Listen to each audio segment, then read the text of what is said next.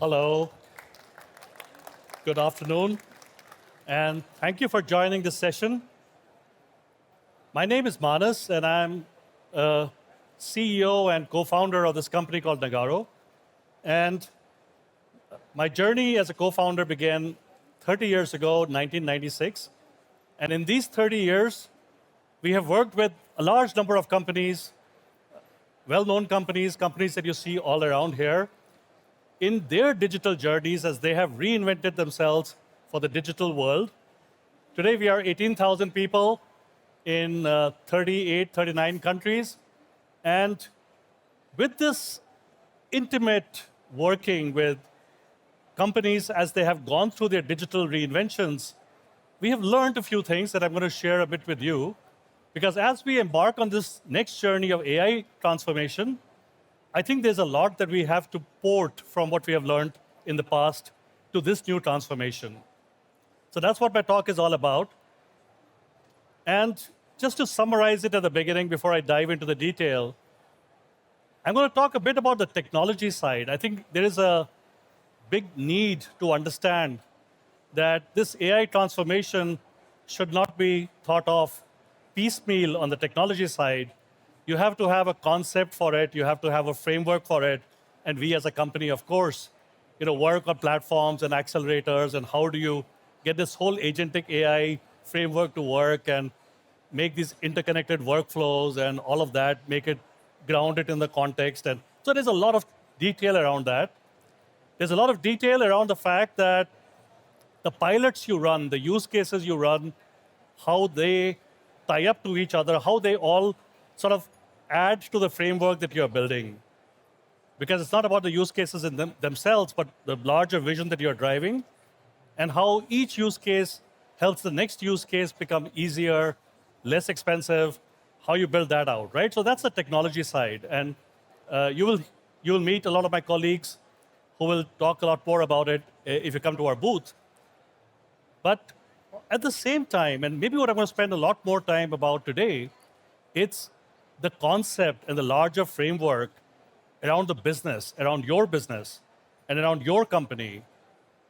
Because over time, the technology part, even as it keeps evolving, and it seems like a bit of a moving target, but it will start to flesh itself out, and it will be fairly common across industries. The architectures, the topics will be fairly common. But when it comes to your business side, when it comes to what you're doing with those technologies, it's going to be very unique to you and to your company. And that's where a lot of the thinking has to go in. What are we building here, right? So if I would say there's one thing I would like you to take away from this, the topic is from friction to flow. That's how we are framing it.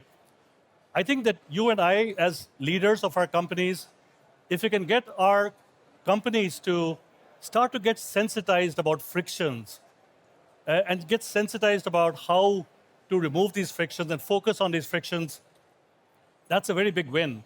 And then we talk about flow. So these two parts of it, the technology part of it and the business part of it, of AI transformation, may be thought of as the left brain, right brain combination. And these have to come together to really succeed in AI transformation. This is kind of what we have also seen on the digital side, but it's going to be far more accelerated and far more intense, the changes that we're going to see on the AI transformation side. So I use the word frictions, and let me try to describe what I mean by frictions. There is this psychological thriller, this movie called The Sixth Sense. Has anybody seen it? Yeah? And there's a child there who says, I see dead people, right? So I see frictions. And I've studied operations management and been an operations management guy all my life. And everywhere I look, I see frictions. And I'm going to just introduce some of that to you. And maybe you get that lens and you see frictions too. So I flew here from Delhi. We flew from Delhi to Munich and then here. And the flight took off from Delhi and then flew over the India-Pakistan border.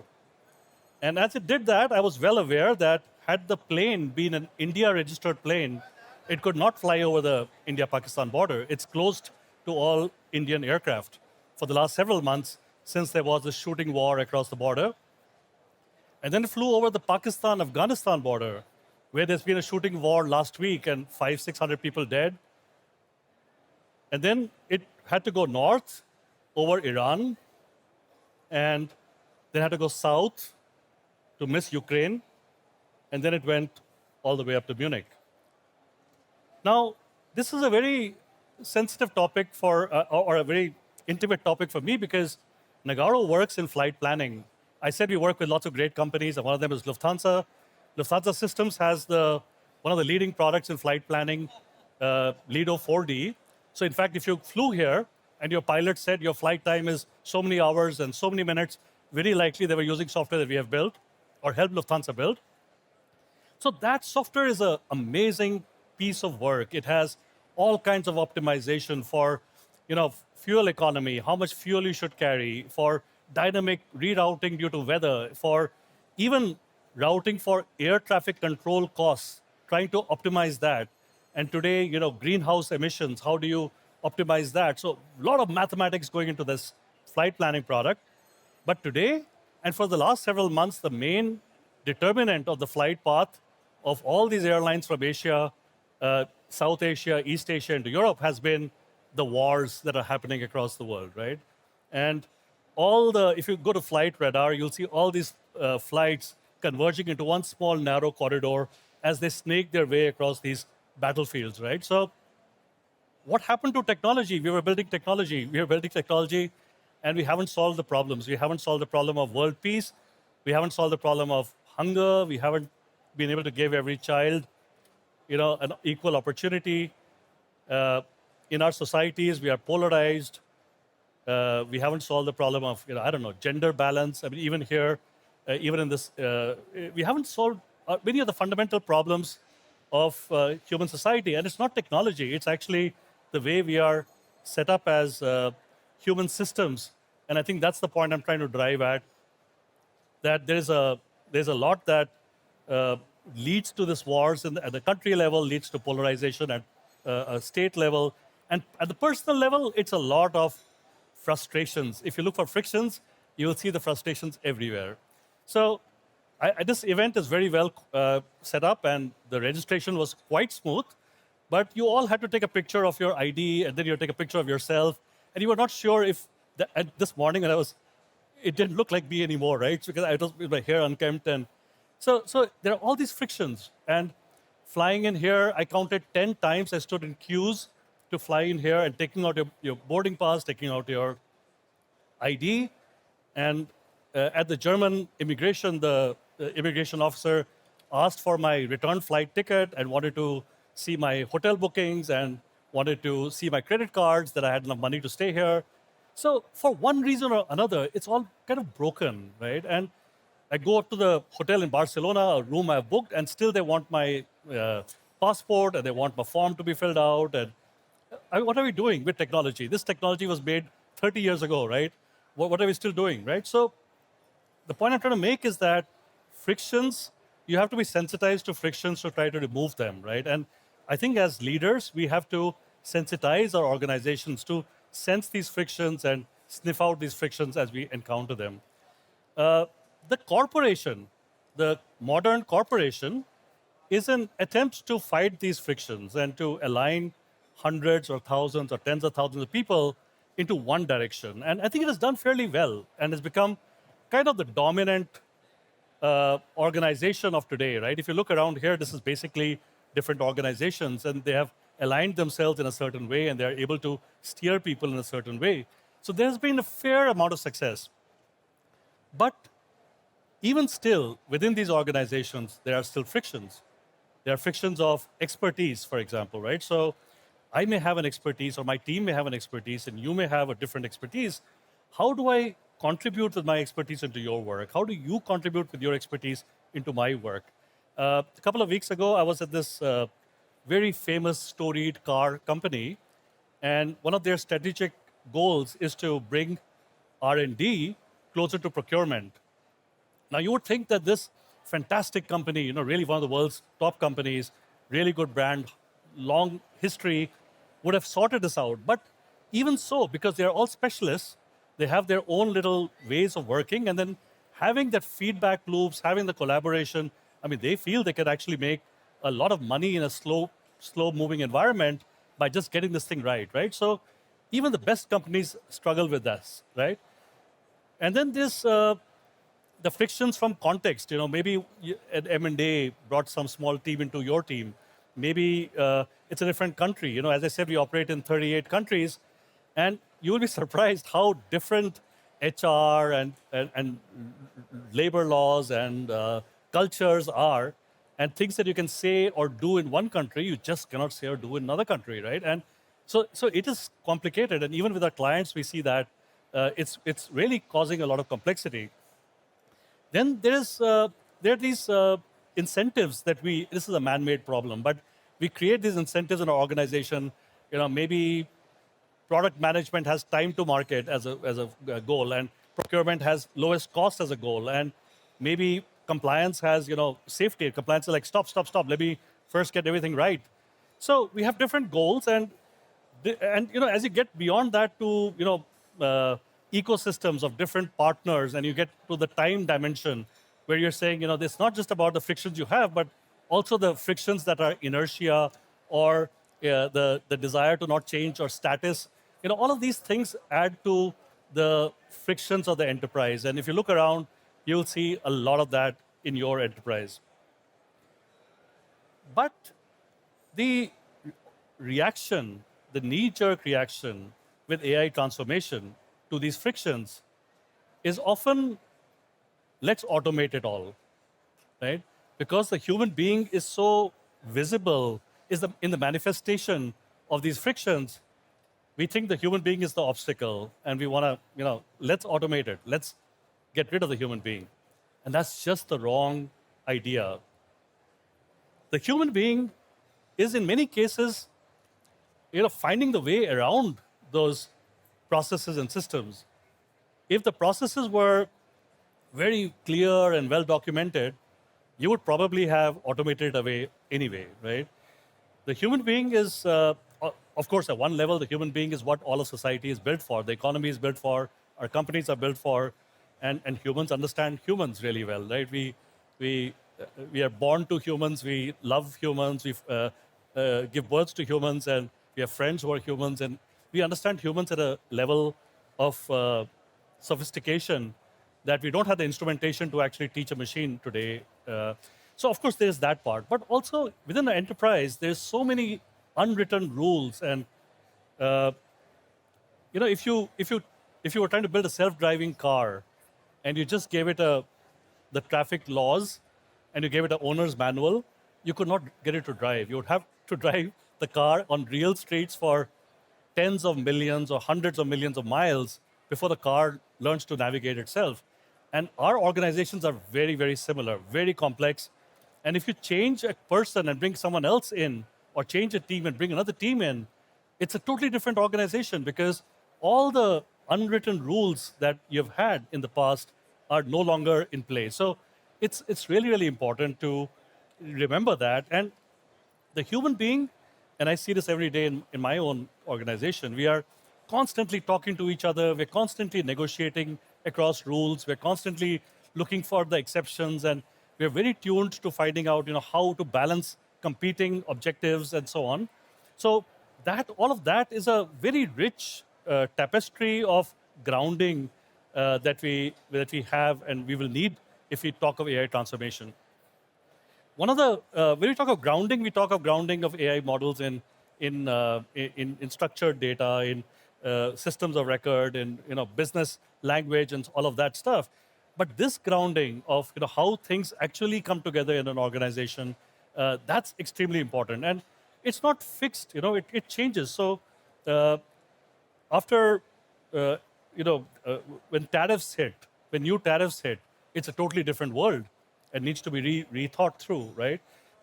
When sovereignty becomes a topic, which wasn't a topic for Europe, for example, for a long time, and now data sovereignty and systems sovereignty, right? These are all new topics that the humans will sort of lead in a way, right? So I think that uh, a lot of companies in the earlier stages of automation, even before computers came on the scene, they lost what kept them really successful in the drive to automate. And I think it's similar with AI. You have to be very, very careful about what it is that you are trying to create and what you're trying to preserve, right? So that's the human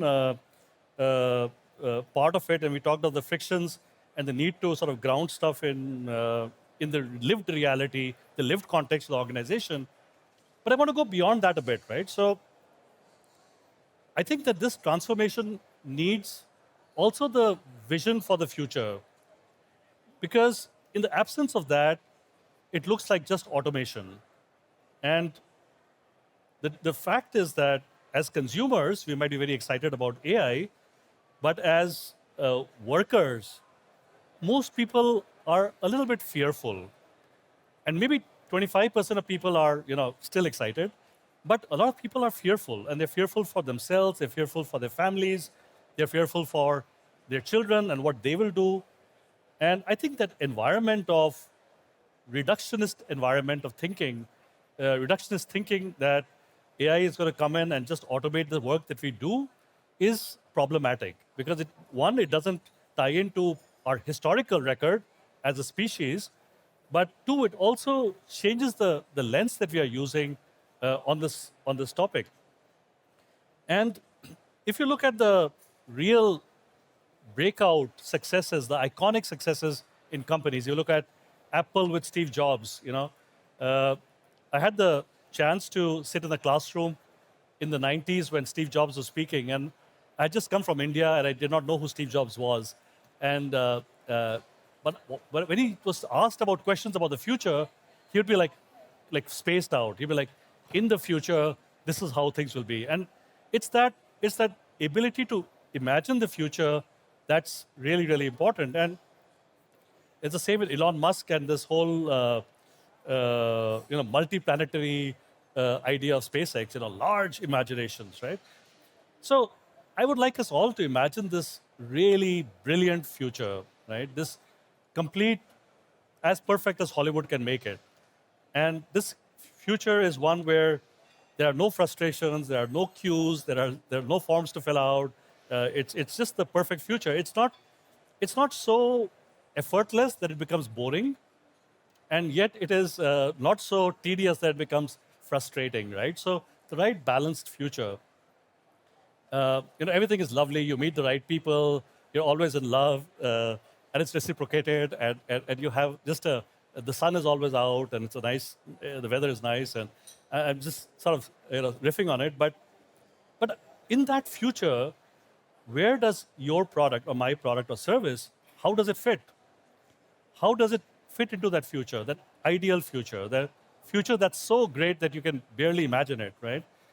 And a future where your product or service doesn't have any outages, it doesn't have any drops, it doesn't have any hidden charges, it doesn't have any billing errors, it doesn't have any customer escalations, it doesn't have any challenges at all, right? So what's that future look like, right? And how do you use AI to actually drive to that better future, right? And ideally, it's not even just the future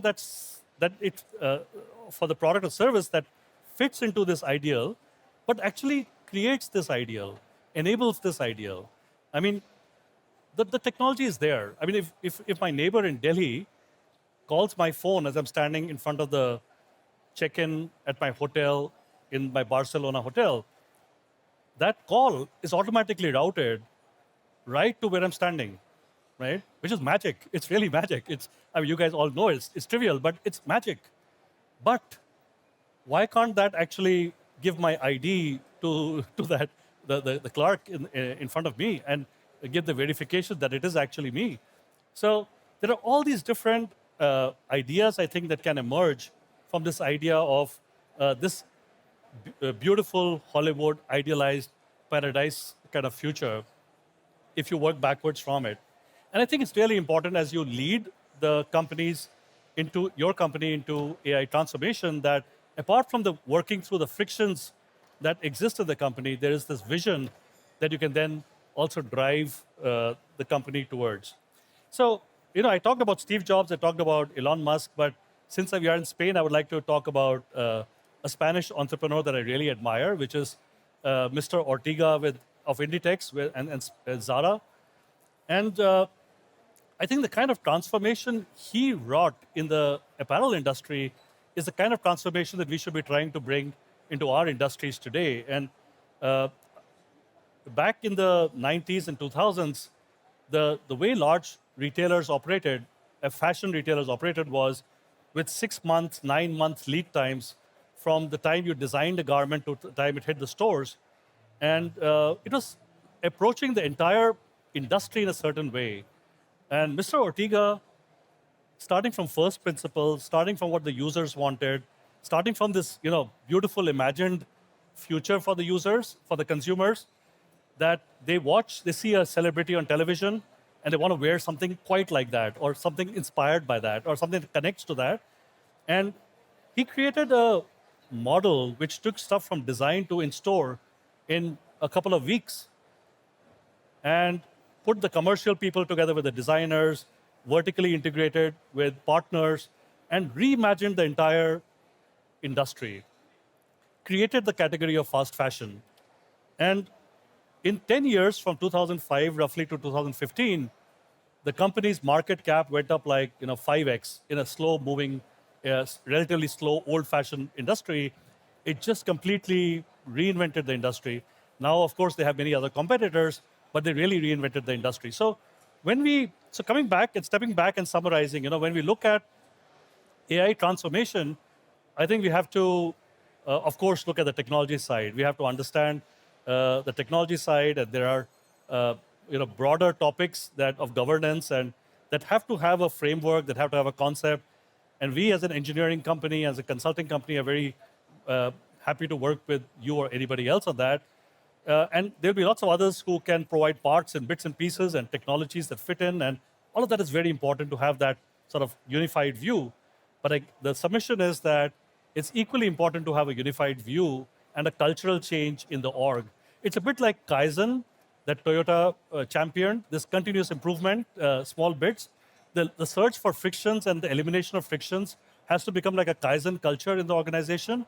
And then there has to be a vision that makes us all believe that we can drive to this ideal world, steer to this ideal world with this new technology, so that we all feel good about it and we move forward in the right direction. Thank you very much. Thanks.